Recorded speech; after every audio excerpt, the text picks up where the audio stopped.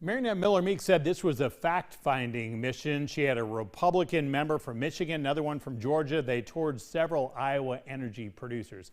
Generally speaking, Iowa Republican politicians primarily push renewable fuels. Maybe they talk wind and solar, and it's the Democrats talking more about those things, but also electric vehicles. 1 in 9 vehicles sold in the U.S. in the second quarter last year was electric.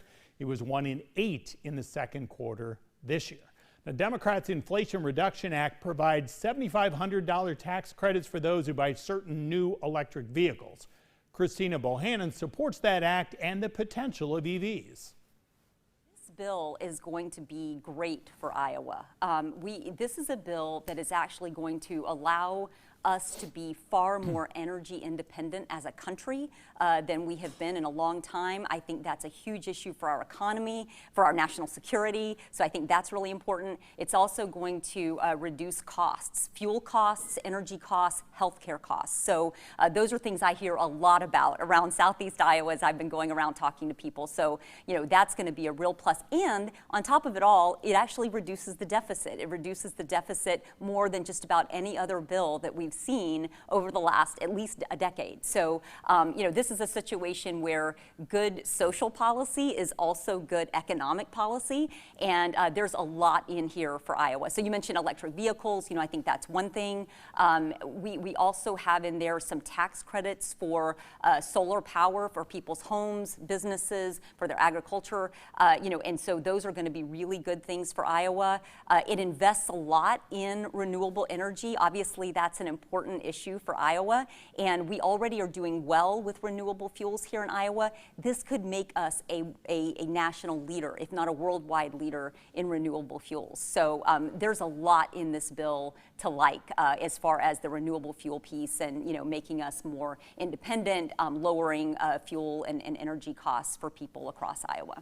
Marionette Miller Meeks had talked about earlier this week some concern she has when it comes to EVs, in the sense that you live out in smaller communities, maybe your battery doesn't stay charged long enough for your long commute to work, and, you know, loses charge when it gets cold in the winter, those kind of things. You mentioned the bill that just passed.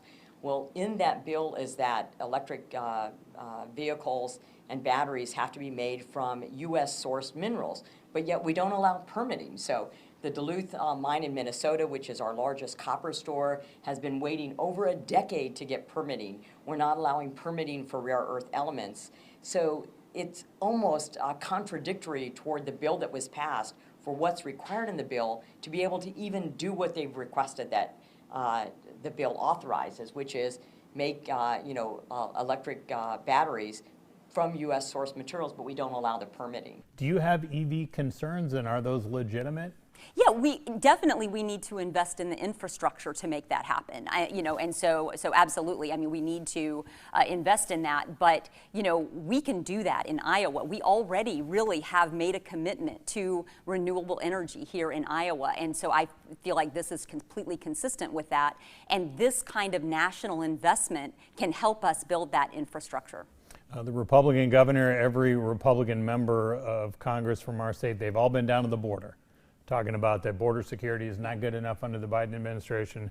He doesn't take it seriously. He's not doing enough to frankly convince people not to even try to come here.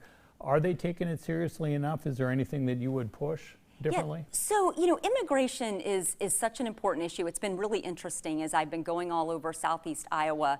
A lot of people talk about immigration as a workforce issue. I was just over in the Quad Cities area just a few days ago, and talking to some business leaders over there, and they were saying we need immigrants here. We need them to work. We have a workforce crisis.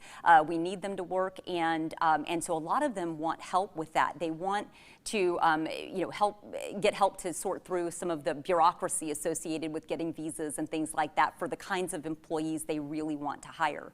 When it comes to the border, I think that people really don't mind legal immigration. They just want it to be done in a way that is orderly and not creating chaos, and that's what I support. I think that we don't want to create a humanitarian crisis there. We don't want to, encourage so much immigration that we have, families being separated and all of those things. I think we want to avoid humanitarian crises, and so I think that we do need comprehensive bipartisan immigration reform. We've been talking about that for a long time, kicking that can down the road, but we really need to do it because there are lives at stake here, there are families being separated, and I think we need to avoid that and do it in a way that is orderly and that helps places like Iowa get the kinds of people in the workforce that they need here. But cycle after cycle, people always come into the studio here and say that same thing, and it never happens. Yeah. So let me say something about that. Because you're absolutely right. That is true.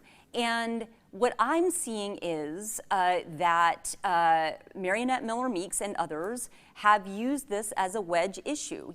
There are people who talk about immigration reform, but they don't actually do it because it works for them politically to use this as a wedge issue cycle after cycle. We need to get down to brass tacks. We need to talk about the things that we really need to do, and we need to think about it from an Iowa perspective.